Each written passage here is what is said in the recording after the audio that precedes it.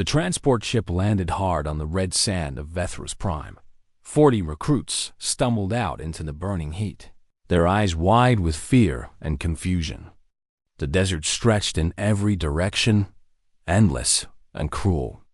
This was the Galactic Military Academy's training ground, and it was designed to kill.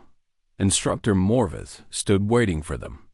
He was a Drelvani, tall and terrible, with 4 muscular arms and compound eyes that seemed to see everything at once. His voice cut through the hot wind like a blade. "Welcome to the Ash Plains," he said. "You have 10 days to cross this desert and reach the Academy gates. You have been given minimal supplies. Water for 3 days. Food for 5. The rest you must find or make." The recruits looked at each other. They came from 12 different species across the galaxy. There were fragile Kelani with their thin exoskeletons and multiple limbs. There was stocky Bruvan with thick amphibian skin that needed constant moisture. There were nervous Ithari with hollow bones and small wings that could only carry them short distances. And there were 3 humans standing together near the back of the group. Morvith continued speaking. "This assessment has been conducted for 8,000 years. It is tradition. It is necessary. The weak must be removed so the strong can serve the coalition." A young Kelani raised one of his thin arms. "Instructor, what happens to those who cannot complete the crossing?" Morvith's compound eyes fixed on the young alien. "They die. That is the purpose. Historically, 40 to 50% of each group does not survive. This is expected. This is acceptable." Silence fell over the recruits. Some of them had known this was coming. Others had not. But all of them now understood the truth of their situation. Half of them would not live to see the Academy gates. Standing apart from the main group was a human male named Taewon. He was 34 years old, with short black hair and deep scars across both hands. He had been assigned to this group as a cultural observer for the human contingent. It was a meaningless title. He was really here because human military advisors had been placed in every training program across the coalition, and nobody quite knew what to do with them. Tay-1 watched Morvith speak. He watched the fear spread through the recruits. And he said nothing. The first day of walking was brutal. The twin suns of Vethros Prime beat down without mercy. The red sand reflected the heat upward, cooking the recruits from above and below. By midday, several of them were already struggling. The recruits walked in separate groups divided by species. This was natural to them. This was how things were done in the coalition. You stayed with your own kind. You looked after yourself and those like you. The others were not your concern. Taewon walked alone, behind all the groups, watching everything. The human female named Yuna fell back to walk beside him. She was 22, young for a recruit, with determined eyes and a stubborn set to her jaw. "This is wrong," she said quietly. "They're going to let half of us die and call it tradition." "Yes," Taewon said. "Aren't you going to do something?" Taewon looked at her. "Not yet." Night came quickly on Vethros Prime. The temperature dropped from burning to freezing in less than an hour. The recruits huddled in their species groups, trying to conserve warmth. No one had brought enough supplies for this. No one had been allowed to. Taewon sat apart from everyone, watching the camp. The third human, a young male named Daeho, approached him. "I was a medic before I enlisted," Daeho said. "Emergency response. I've seen bad situations before. This is a bad situation." "I know," Taewon said. "Several of the Kelani are already showing signs of severe dehydration. Their exoskeletons are cracking. If they don't get more water soon, they'll die before we reach day 3. Taewon nodded slowly. "Show me." They walked through the dark camp together. Near the edge of the Kelani group, a young alien lay on the sand, his thin body curled in pain. His name was Chirith, and he was barely adult by his species standards. His exoskeleton had deep cracks running across it, and his breathing was shallow and weak. The other Kalani had moved away from him. They were conserving their own resources. They were following tradition. Taewon knelt beside Chirith. He pulled out his own water container and carefully dripped liquid into the young alien's mouth. "What are you doing?" one of the Kalani asked. "He is weak. He will slow us down. It is better to let him go now." "No," Taewon said simply. Yuna appeared beside him with her own water. Daeho began examining Chirith's cracked exoskeleton, looking for ways to seal the damage.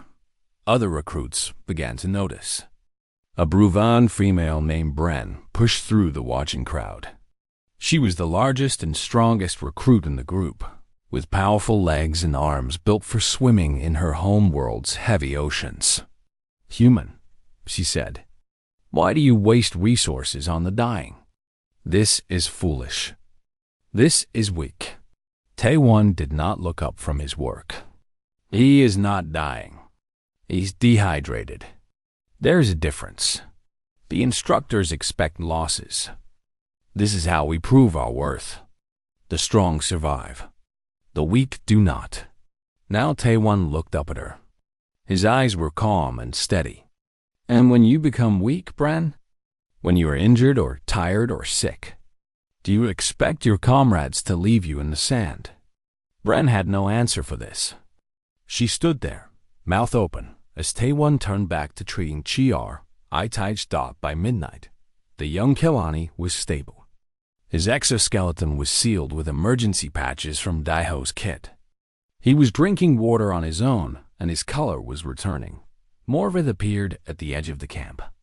His compound eyes reflected the starlight as he watched the humans work.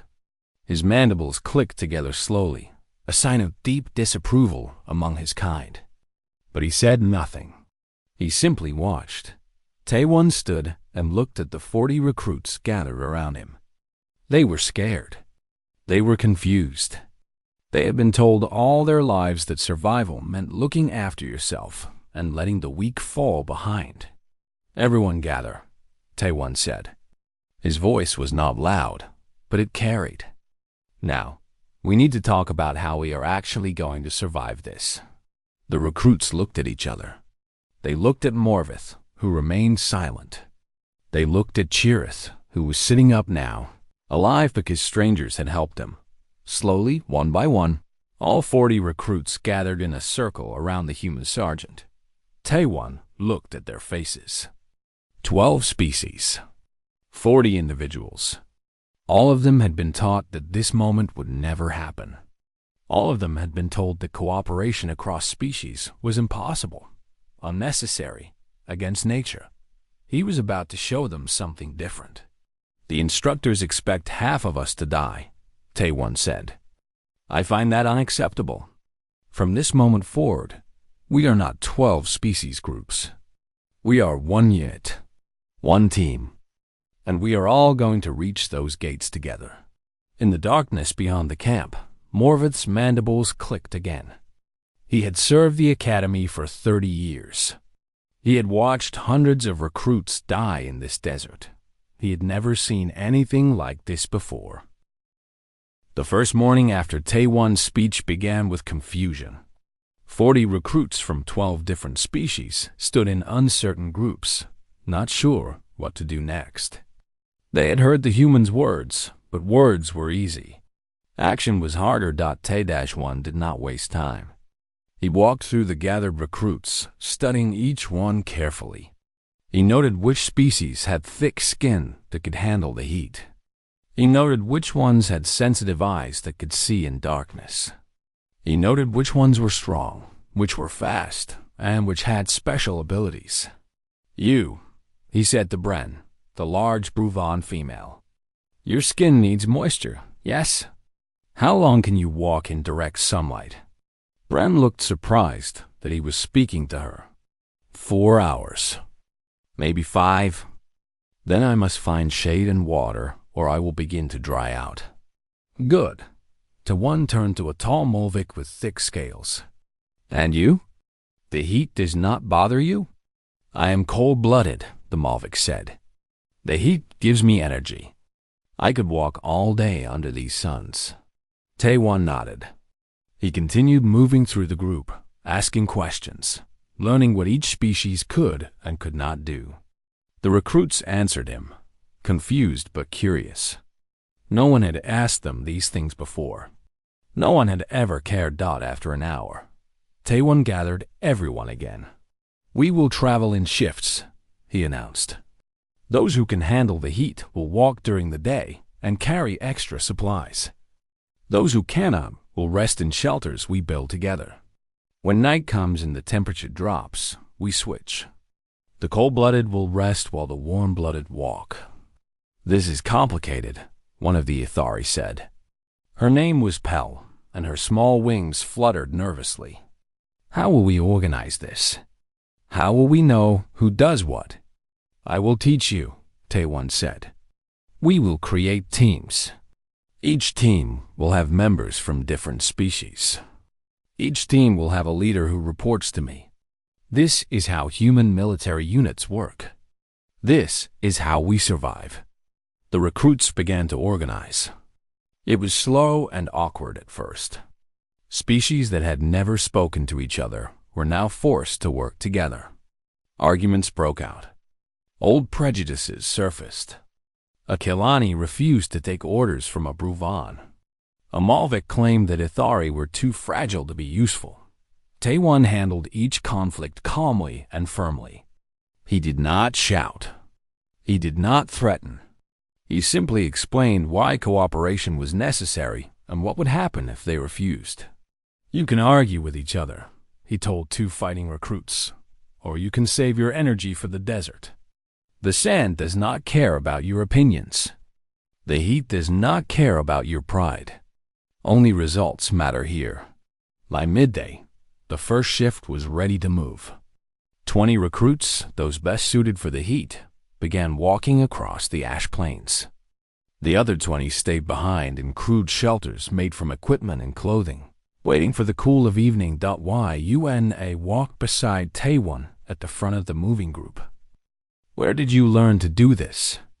she asked. "This organizing, this leading?" "Experience," Taewon said. "I have been a soldier for 15 years. I have seen units fall apart because no one knew how to work together.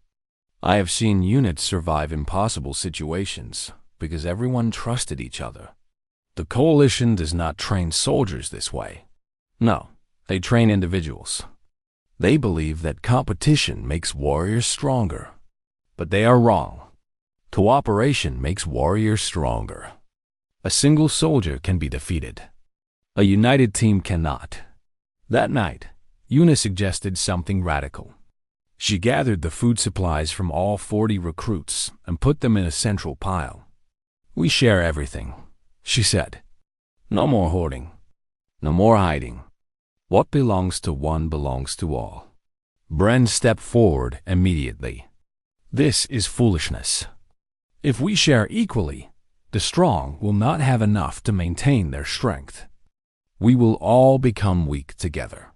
Or we will all become strong together," Yuna said. "When one of us runs out of food, what happens? They slow down. They become a burden.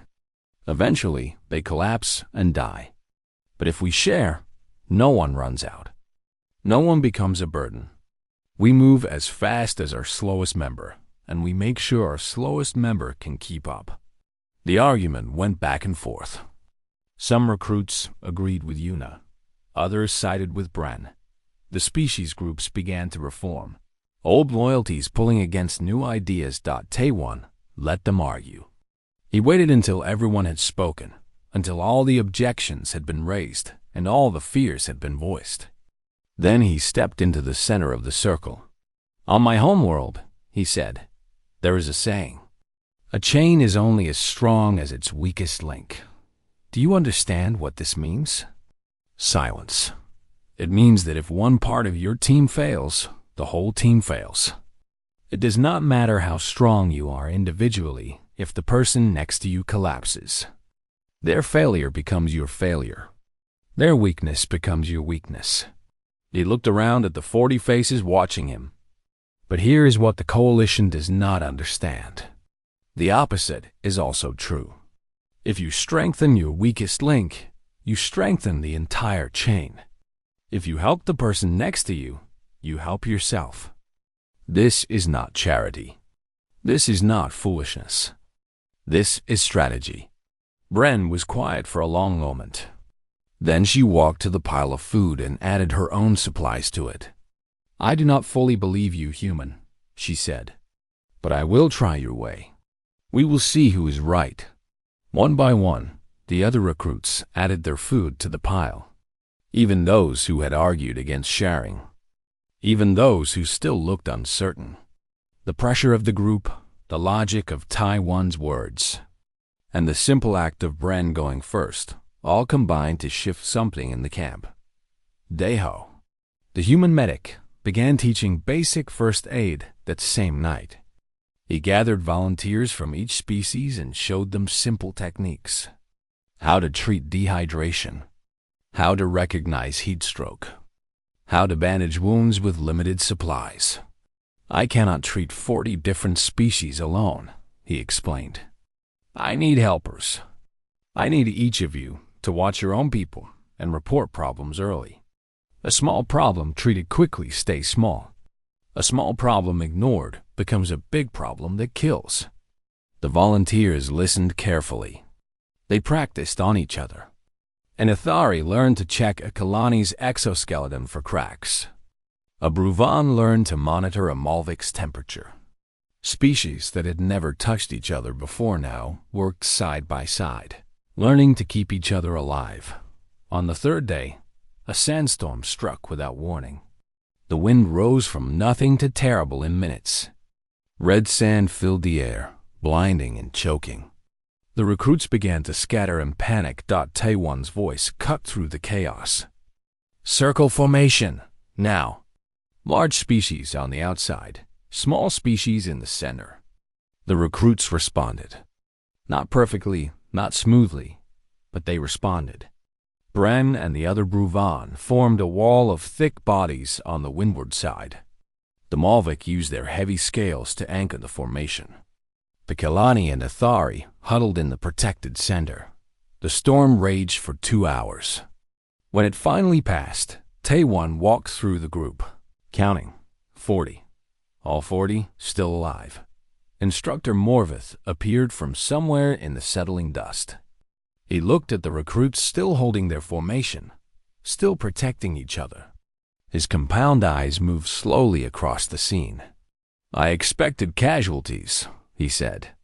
This storm has killed before. We had none, Taiwan said. I can see that. Morvith's mandibles clicked softly. You are disrupting a sacred process, human. This selection method has served the coalition for 8,000 years. It produces the strongest warriors in the galaxy, does it? Taiwan asked. Or does it just kill the ones who might have become strong with proper support? Morvith had no answer. He turned and walked away into the desert. That night, Pel the Ithari approached Taiwan. Her small wings were folded tight against her back, a sign of nervousness in her species. I want to learn, she said. I want to learn how to organize my people the way you organize the whole group. Will you teach me? Taiwan looked at her for a long moment. Then he nodded. Yes, I will teach you. And then you will teach others. That is how this works. Knowledge shared is knowledge multiplied. In his tent that night, Morvith sent a message to Academy Command. The words glowed on his communication screen. The human is disrupting the assessment. Request permission to remove him from the group. The response came within the hour. Denied. Continue observation. Document everything. High Command is interested in the results. Morvith read the message 3 times. In 30 years, High Command had never taken interest in a basic survival assessment. Something was changing, and he did not understand what. On the fourth day, the ash plains gave way to something worse. The recruits stood at the edge of a vast gray valley filled with twisted plants and dead trees. The ground was covered in pale dust that rose with every step. Bones lay scattered everywhere, the remains of creatures that had died in this place over thousands of years. "The Bone Valley," Morvith announced. "The plants here are mostly poisonous. The water is contaminated. You will find almost nothing safe to eat or drink. Your supplies will run out within 2 days. Good luck." He walked away without another word. The recruits looked at each other. Their food was already running low despite the sharing system. Their water was carefully rationed. 2 days in this dead valley might break them. Taewon studied the landscape carefully. "We keep moving," he said. "The faster we cross, the less time we spend without resources. Everyone stay alert. Look for anything that might be useful." They walked in tight formation now. The teams Taewon had created moved together smoothly, each species watching out for the others. But as the hours passed and no food or water appeared, the mood grew darker. By evening of the fourth day, Gorath approached Taewon.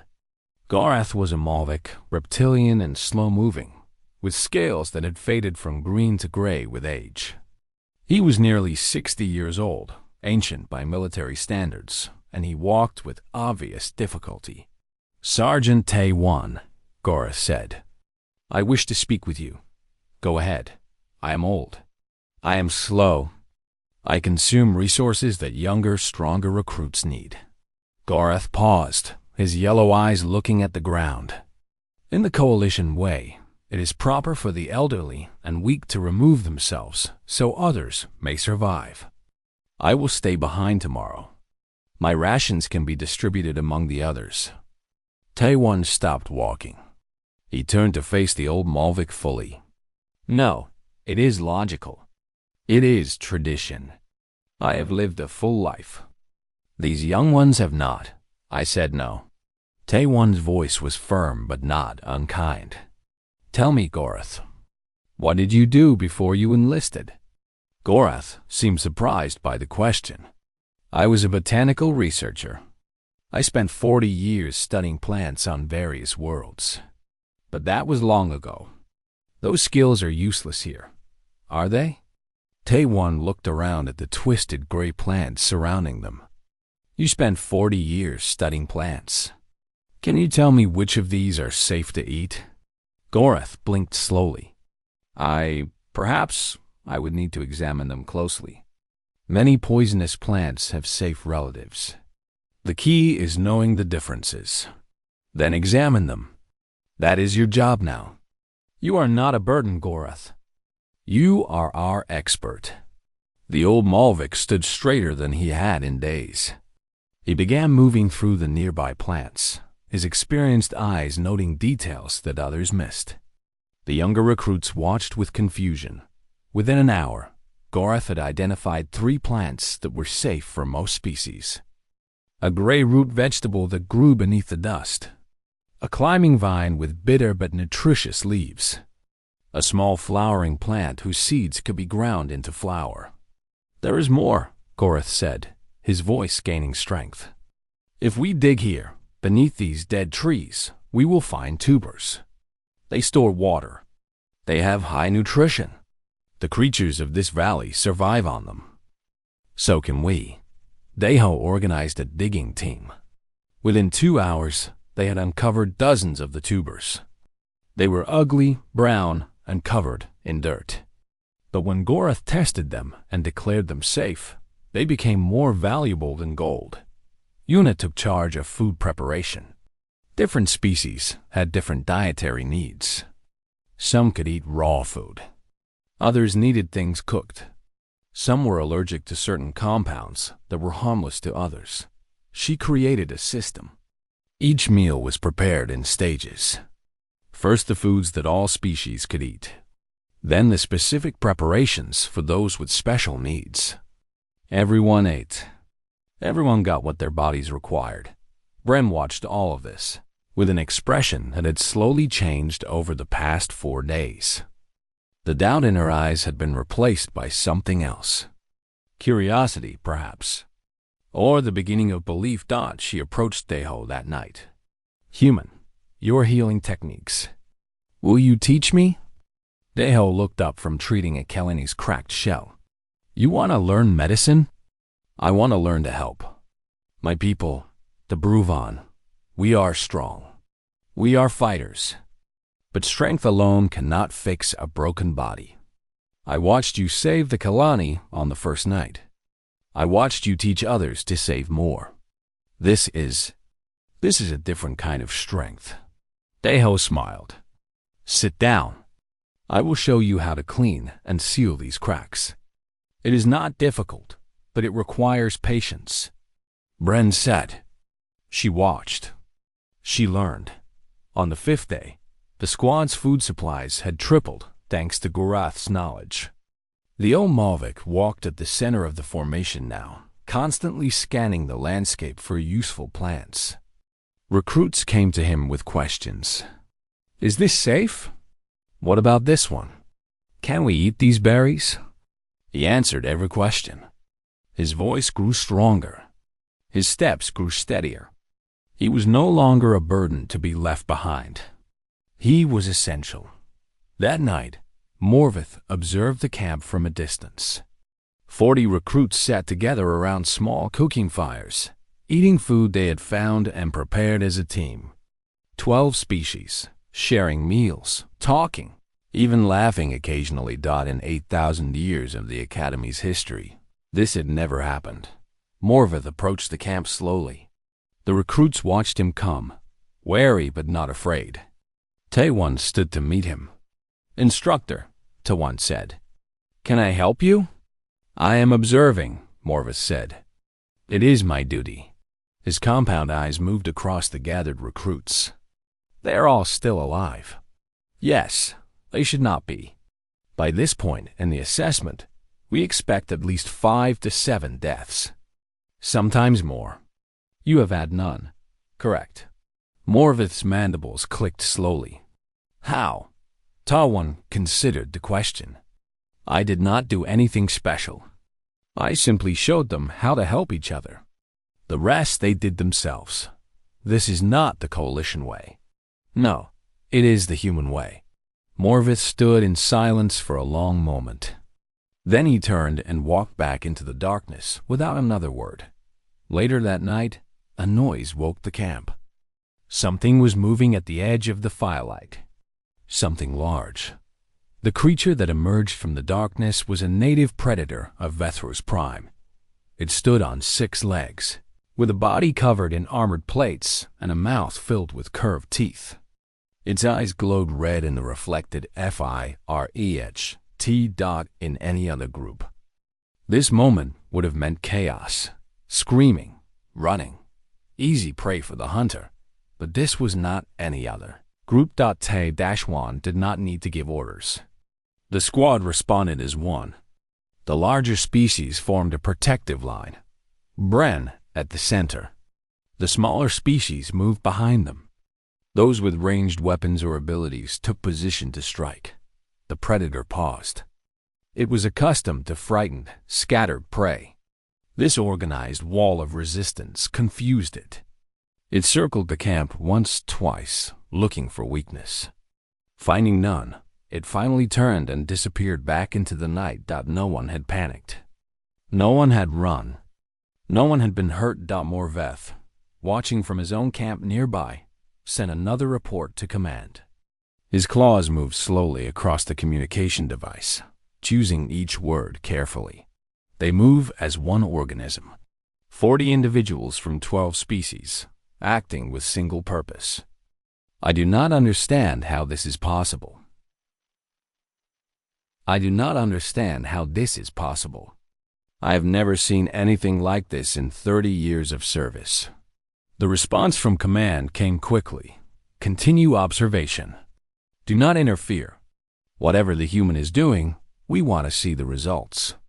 On the 6th day, the squad reached the far edge of the Bone Valley. Ahead of them rose the Shatter Cliffs, a massive wall of broken rock stretching up into the clouds. Morvith stood waiting at the base of the cliffs. Behind him, the rock face was littered with the remains of old equipment. And bones. Many bones. "The Shatter Cliffs," he announced. "The final major obstacle before the Academy gates. You have 3 days to climb to the top and cross. The rock is unstable. The weather is unpredictable. Historically, this is where most deaths occur." He paused, his compound eyes finding Taewon in the crowd. "Each recruit must climb alone. Those who fall are not rescued. This is tradition. This is the way it has always been." Taewon looked up at the massive cliff face. He looked at his 40 recruits, tired but alive, standing together as they had learned to do. "We will see about that," he said quietly. "Chirith." The young Kelani, who had nearly died on the first night, moved to stand beside Taewon. His exoskeleton was healed now, patched and strong. He looked up at the human who had saved his life. "Whatever you are planning," Chirith said, "I will follow." "We all will." Taewon nodded slowly. "Then let us show them what a team can do." The Shatter Cliffs rose before them like a wall built by angry gods.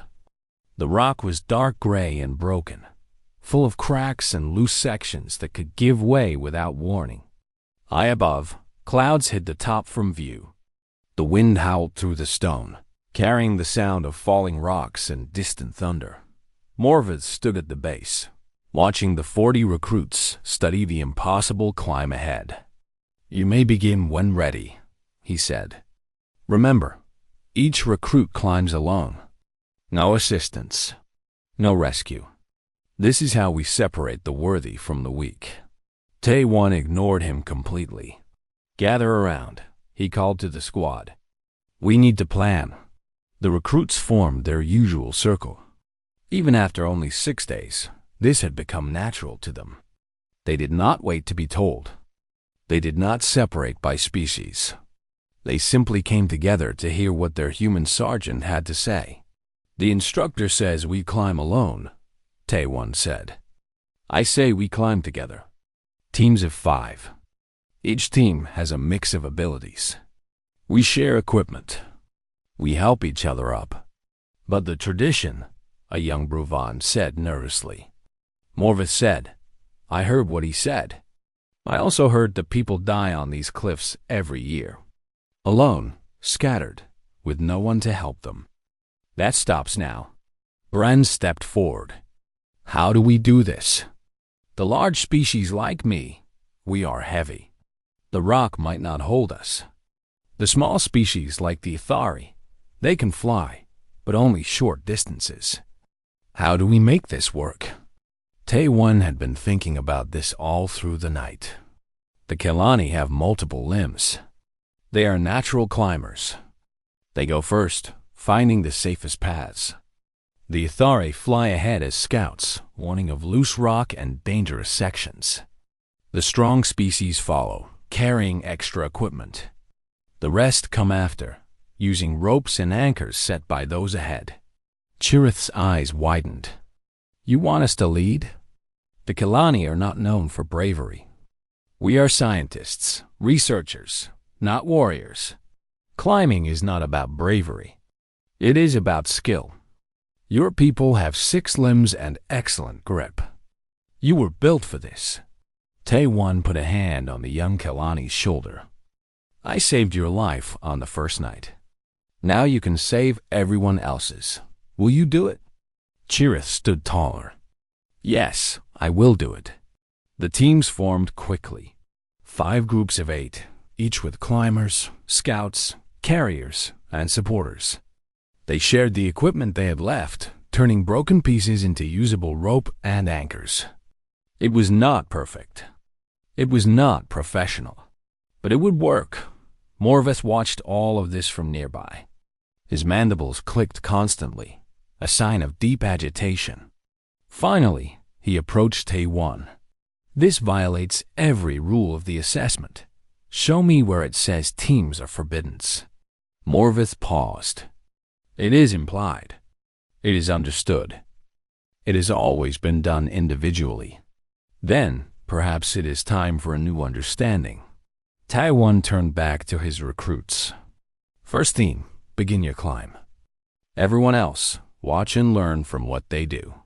Chirith led the first group up the rock face. His 6 limbs moved with natural grace, finding holes that other species could never have used.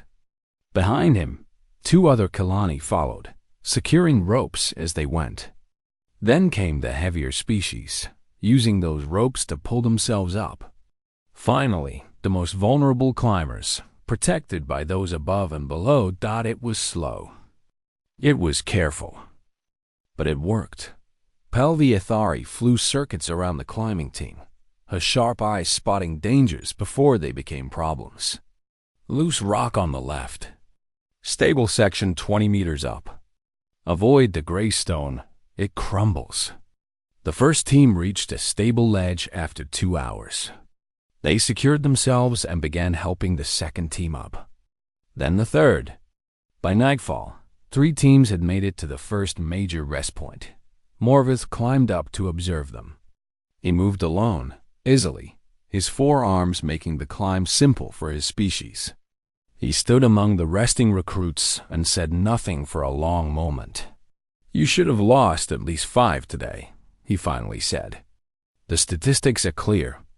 The Shattercliffs kill. No one died," Taewon replied.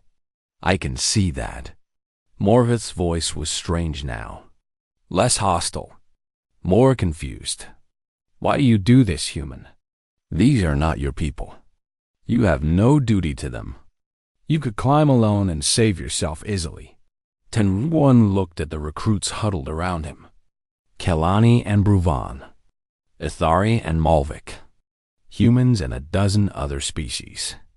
All of them exhausted. All of them alive. "They are all my people now," he said. "That is what you do not understand. Once you fight beside someone, once you suffer with them, once you save each other's lives, they become yours. Species does not matter. History does not matter. Only the bond matters." Morvith had no response to this. He climbed back down to the base alone. Day 8 was harder. The cliffs grew steeper. The rock became more unstable. Twice, sections gave way beneath climbing recruits. Both times, the rope systems held. Both times, teammates caught those who fell and helped them find new paths up. Bren carried 2 smaller recruits on her back through a section too dangerous for them to cross alone. Her massive legs found solid holds in rock that would have crumbled under lighter feet. The trust required for those recruits to climb onto her back, to let her carry them across a gap above deadly empty space, was something the Coalition had never taught them. But they had learned it now. Gorth, the old Mulvik who had wanted to sacrifice himself just days before, managed the rope systems from the ground. He could not climb well, but his mind was sharp. He calculated weights and tensions, telling each team how to distribute their loads for safe passage. His 40 years of research experience translated perfectly into this practical application. By the end of day 8, 38 recruits had reached the top of the cliffs. They stood on a wide plateau, looking back down at how far they had come. The desert was a red smear far below. The Bone Valley was invisible in the distance, but 2 recruits remained at the bottom. A Kelani named Soren had broken 2 of his limbs in a fall earlier that day. The ropes had saved his life, but he could not climb. And Goreth was simply too old and too slow to make the ascent. The tradition was clear. Those who could not climb were left behind. They had made it this far. They could die with honor. Taewon looked down at the 2 stranded figures. He looked at his exhausted team. He looked at the plateau they had fought so hard to reach. "I'm going back down," he said. "Sergeant, no," Pell said quickly. "The cliff is more dangerous in descent. You could fall. Then I will fall. But I will not leave them." Ren stood up. Her body was covered in scrapes and bruises from the climb. Her muscles trembled with exhaustion. but her eyes were steady. "I will go," she said. "I am the strongest climber among us. I carried others up. I can carry them as well. Bren, you cannot climb down and up twice in one night. It is too much. Then it is too much." Bren began securing rope around her waist. "When I first met you, human, I thought your way was foolish. I thought helping the weak made everyone weak. But I was wrong. Helping the weak made us all stronger. Soren and Gorath are part of this team. We do not leave team behind." She climbed down into the darkness before anyone could stop her. The night was long. The other recruits waited at the top, unable to see what was happening below. Twice, they heard rocks falling. Once, they heard Bren cry out in what might have been pain or might have been effort. Taewon stood at the edge, watching for any sign of movement. Yuna stood beside him. Daeho prepared medical supplies for when the climbers' returned. Dawn came slowly. The first light revealed 3 figures ascending the final section of the cliff. Bren was in the middle, climbing with Soren strapped to her back. Gorath followed behind, moving slowly but steadily on a path Bren had secured for him. The recruits pulled them up the last few meters. Bren collapsed onto the plateau, her arms shaking, her breath coming in gasps. Soren was unconscious, but alive. Gorath sat down heavily, his whole body pushed to its absolute limit. T-1 counted. 40. All 40 had made it to the top. Morvath appeared at the cliff edge. He had climbed up during the night to witness the final result. He stood looking at the 40 recruits, all alive, all together on the plateau that should have been their graveyard. "Impossible," he said quietly. "In 8,000 years, no group has crossed the Shadow Cliffs without casualties. No group." Taewon helped Bren sit up. "There is always a first time." Morvath pointed toward the horizon. Beyond the plateau, a landscape of black rock and steaming vents stretched into the distance. Red light glowed from cracks in the ground. The air shimmered with heat. "The burning march," Morvath said. 20 kilometers of volcanic rock.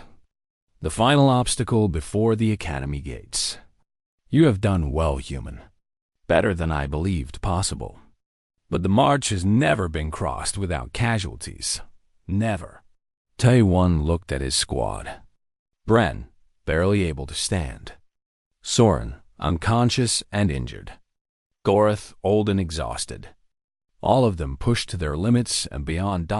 Then he looked at their eyes. Determined. United. Ready. "Then we will be the first," he said. The burning march began at dawn on the 10th day. The ground beneath their feet was black volcanic rock, still warm from the fires burning deep below. Steam rose from cracks in the earth. The air tasted of metal and ash. In the distance, they could see the academy gate shining in the morning light. 20 kilometers. One day, 40 exhausted recruits. Taewon organized the formation one final time. Those with heat resistance walked on the outside of the group, their bodies creating a barrier against the worst of the thermal vents. Those with sensitive lungs stayed in the center, where the air was filtered through damp claws stretched between poles. The injured were carried on stretchers made from salvaged equipment. Soren, the Kelani with broken limbs, was still unconscious. 4 recruits took turns carrying him. Gorath walked slowly but steadily, refusing to be carried. "I have come this far on my own feet," he said. "I will finish the same way." Bren walked at the front despite her injuries from the night climb. Her massive form cut through the rising steam like a ship through waves. When others stumbled, she caught them. When the heat became too much, she called for rest stops. She had become a leader without anyone naming her one. They moved slowly. Too slowly. The sun rose higher. The ground grew hotter. Steam jets erupted without warning, sending burning water into the air. The recruits learned to watch for the small trembles that warned of an eruption and to move quickly when they came. Halfway through the march, the ground betrayed them.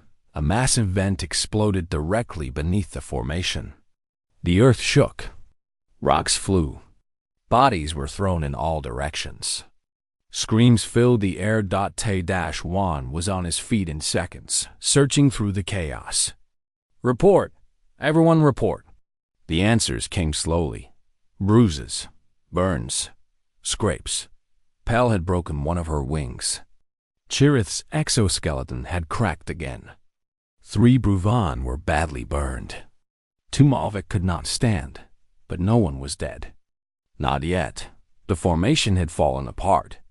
Recruits lay scattered across the broken ground, some trying to help others, some frozen in shock. For a moment, everything Taewon had built seemed ready to collapse. He stood in the middle of the chaos. He did not shout. He did not run. He simply stood, straight and calm, and waited. One by one, the recruits looked at him. They saw his stillness. They saw his certainty.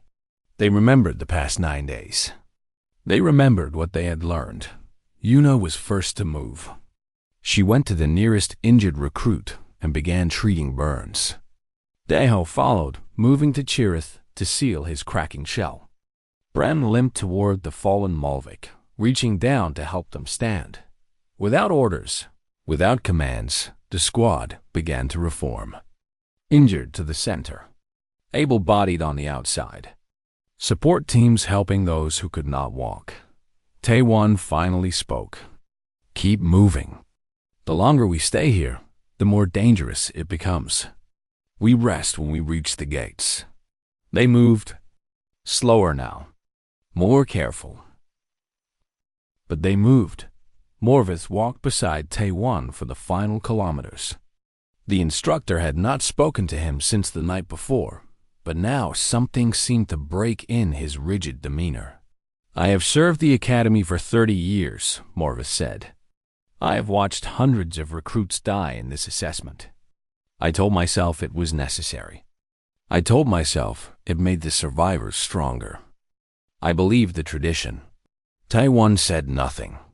He kept walking. "Why do you care?" Morvith asked. "These recruits are strangers to you. Different species, different cultures. Some of them would have hated your kind in different circumstances. Why do you fight so hard to keep them alive?" Taewon considered the question carefully before answering. A soldier who would let their comrade die is not a soldier. They are just someone holding a weapon. True strength is not about surviving alone. It is about making sure the people beside you survive too. The coalition does not teach this. I know. That is why I am here. The academy gates appeared on the horizon. They were huge, made of polished metal that reflected the sun like mirrors. Beyond them lay the training grounds, the barracks, the future that these 40 recruits had suffered so much to reach. Academy command was waiting. 3 high-ranking officers stood at the gates, their uniforms decorated with medals from species across the galaxy. They had come to witness the end of this unusual assessment. They had read Morvith's reports. They wanted to see the results for themselves. The 40 recruits crossed the finish line together. Not in formation, not marching in perfect order, but together. Some were carried. Some could barely walk. Some were supporting others who were supporting them. But all 40 crossed together. The senior officer, an ancient Dravani, even taller than Morvith, stepped forward. Her compound eyes studied the group with an expression that might have been amazement. "Instructor Morvith," she said. "Report." Morvith stood at attention. His voice carried across the silent gathering. "Command. 40 recruits began this assessment. 40 recruits have completed it. 0 casualties. Silence." "That is not possible," the senior officer said. "The records show no group in 8,000 years has completed the assessment without losses. The records will need to be updated." The officer looked at the 40 recruits. She looked at Tae-won, standing among them, covered in dust and burns and exhaustion like all the rest. She looked at species that had never worked together before now, supporting each other like family. "Explain," she commanded. Morvith spoke carefully. The human did not help them survive. He taught them to help each other. He organized them into teams. He made them share resources. He made them protect their weakest members instead of abandoning them. When obstacles appeared, they faced them together. When some fell behind, others carried them forward. He paused, his mandibles clicking softly. "I have served the Academy for 30 years.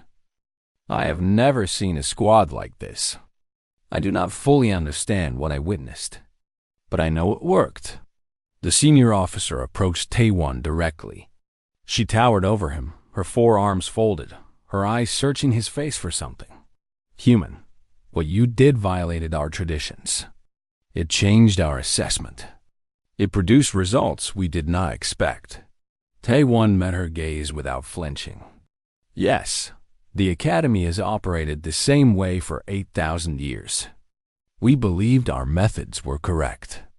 We believed that culling the weak produced the strongest warriors." She paused. "Were we wrong?" Tae-won thought about the question. About Chirith, who nearly died on the first night and then led the climb up the Shatter Cliffs. About Garth, who wanted to sacrifice himself and instead became essential. About Bren, who believed in strength through competition and learned strength through cooperation. "You were not entirely wrong," he said. "Your warriors are strong, but they could be stronger. A soldier who trusts their comrades fights harder. A soldier who knows they will be saved takes greater risks. A soldier who helps others learn skills they never would have learned alone." He looked at his 40 recruits. These 40 are not strong because they survived alone.